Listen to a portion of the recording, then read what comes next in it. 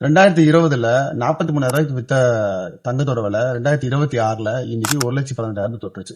2020ல 66 ரூபாய்க்கு இருந்த பெட்ரோல் டீசலோட விலை இன்னைக்கு 110 ரூபா 120 ரூபா நோக்கி போயிட்டு இருக்கு. இது டைரக்டா மக்கள் எந்த அளவுக்கு பாதிக்குதோ அதுக்கு ஈக்குவலா இன்னொரு பிரச்சனை அப்படிங்கிறது மக்களை பாதிக்குது. இப்போ விவசாயத்துல 2020ல வித்த யூரியா, டிஏபி, ஃபேக்டம்பாஸ், பொட்டாஸ் அந்த விலை அப்படிங்கிறது இன்னைக்கு பார்த்தோம்னா மிகப்பெரிய சேஞ்சஸ் இருக்கு. 2020ல வித்த பொட்டாஸ் அப்படிங்கிற விலை அப்படிங்கிறது அன்னைக்கு 875 ரூபா இருந்தது. இன்னைக்கு 1950 ரூபா பொட்டாஸ் விலை ஏறி போச்சு. டிஏபி 2020ல 1100 ரூபாய்க்கு வித்தது. இன்னைக்கு பார்த்தோம் அப்படின்னா 1350 ரூபாய்க்கு விக்குது. 20 நடக்கக்கூடிய காம்ப்ளெக்ஸ் 2020ல வெறும் 550 ரூபாய்க்கு வித்தது. இன்னைக்கு 2200 ரூபாய் போயிடுச்சு. இன்ட்டு 4 டைம்ஸ் போயிடுச்சு. N16 சொல்லக்கூடிய 16 காம்ப்ளெக்ஸ் 370 ரூபாய்க்கு வித்தது. இன்னைக்கு 1950 ரூபாய்க்கு விக்குது. ஆனா 2020ல வித்த அதே கத்திரிக்காய் அன்னைக்கு 20 ரூபா கிலோ, இன்னைக்கு கிலோ 20 ரூபா தான். சீசன் டைம்ல ரொம்ப பீக்கா வரும்போது 5 ரூபா 10 ரூபாய்க்கு போறதுக்கு வாய்ப்புகள் இருக்கும். இடுபொருள் செலவு அப்படிங்கிறது ரொம்ப எங்கேயோ ஏறி போச்சு.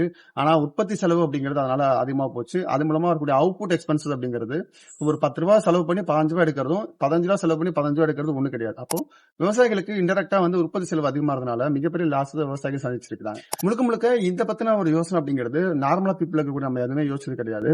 சோ இந்த 5 மடங்கு இருக்கக்கூடிய விலையை பொறுத்த வரைக்கும் இது உலகளாவிய ஏகப்பட்ட ஃபேக்டர்ஸ் காரணமா இருந்தாலும் விவசாயத்துல இப்படி விஷயம் இருக்கு அப்படிங்கறத நம்ம நிறைய பேர் கன்சிடர் பண்றதே கிடையாது. விலை உயர்வு அப்படிங்கிறது முழுக்க முழுக்க யாரை பாதிக்குதோ இல்லையோ அடுத்தட்டு மக்களான விவசாயிகளை மிகப்பெரிய அளவில் பாதிக்குது அப்படிங்கறதான் இது மூலமா சொல்லி ஆசைப்படுறேன்.